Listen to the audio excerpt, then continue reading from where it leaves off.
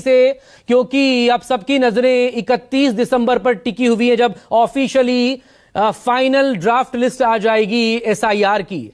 लेकिन जिस तरह की खबरें सामने आ रही हैं और इन खबरों को दरअसल कुछ वक्त पहले जो मुख्य निर्वाचन अधिकारी हैं नवदीप रिणवा, उनकी तरफ से डिटेल शेयर की गई थी। 2,91,00,000 वोटर्स के नाम कम हो सकते हैं।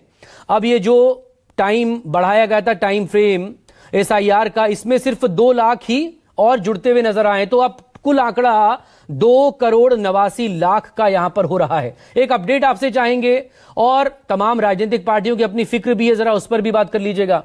अशोक तिवारी। देखिए, सबसे महत्वपूर्ण बात तो यह है कि इस बार भी इस बात का अंदेशा था और तमाम जो राजनीतिक दल से जुड़े हुए लोग हैं वो ये कह रहे थे कि शायद एसआईआर की प्रक्रिया को लेकर के अभी जो डेट है वो और बढ़ाई जाएगी। लेकिन चूंकि कल देर रात एसआईआर फॉर्म भरने की प्रक्रिया समाप्त हो गई है, चुनाव आयोग की तरफ से डेट नहीं बढ़ाई गई है, उसके बाद ये आंकड़ा सामने आया है कि तकरीबन 2,89,00,000 लोगों के नाम वोटर लिस्ट से कट जाएंगे। हालांकि अभी अंतिम सूची का प्रकाशन होना बाकी है। इस बीच में चुनाव आयोग की तरफ से दावे और आपत्तियां भी मांगे जाएंगे और जिन लोगों ने एसआईआर फॉर्म नहीं भरा है या अपने दस्तावेज नहीं दिए, उनको बाकायदा नोटिस देकर उनसे जो दस्तावेज है वो भी मांगे जाएंगे चुनाव आयोग की तरफ से। ये एक प्रक्रिया है जो आने वाले दिनों में देखने को मिलेगी। 28 फरवरी को अंतिम सूची प्रकाशित की जाएगी चुनाव आयोग की तरफ से, जो अभी तक की जानकारी है, और उसके बाद तस्वीर पूरी तरह से साफ हो पाएगी कि कितने वोट कटे और कितने वोट नहीं कटे। लेकिन वोट कटने और जुड़ने के बीच में एक जो बड़ी तमाम सारे राजनीतिक दलों के लोग बता भी रहे थे कि शहर में भी थे, गांव में भी थे, तो कुछ लोगों ने अपने नाम गांव में ट्रांसफर करवा लिए या फिर शहरों में ट्रांसफर करवा लिए। इसकी वजह से भी अलग अलग जगहों पर मतदाता सूची में जो वोटर लिस्ट है उसमें नाम घटे और बढ़े नजर आ रहे हैं।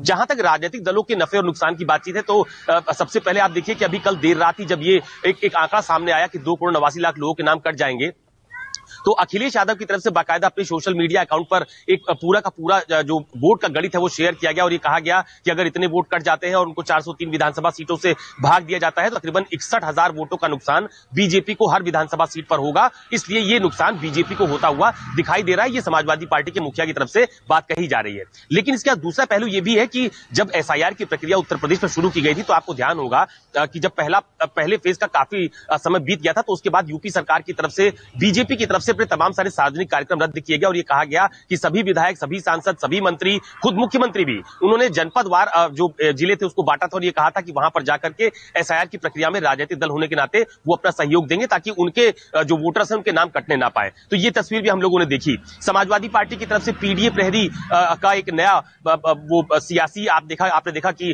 वोटर लिस्ट में नाम जुड़वाने, कटवाने, कटने ना पाए, उनके वोटर का नाम लिस्ट से हटने ना पाए, इसको लेकर पीडीए प्रहरी तैनात किए।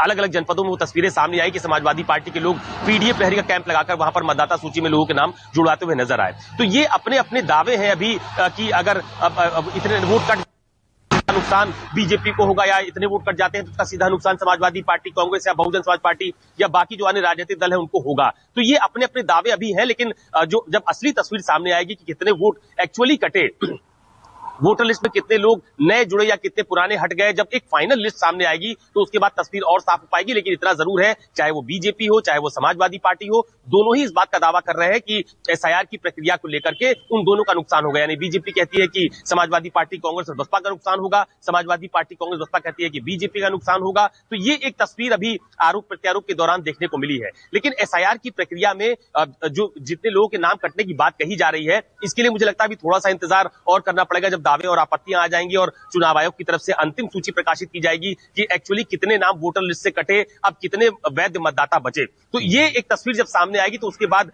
सियासी गुणागणित और समझ में आएगा। लेकिन इतना जरूर है कि ये जो पहला आंकड़ा सामने आया है चुनाव आयोग की तरफ से, जो बात साझा की गई है, उसमें सभी लोग अपना ही फायदा बताते हुए नजर आ रहे हैं। अशोक, मेरे साथ प्लीज आप बने रहिएगा ना। राजीव रंजन जी,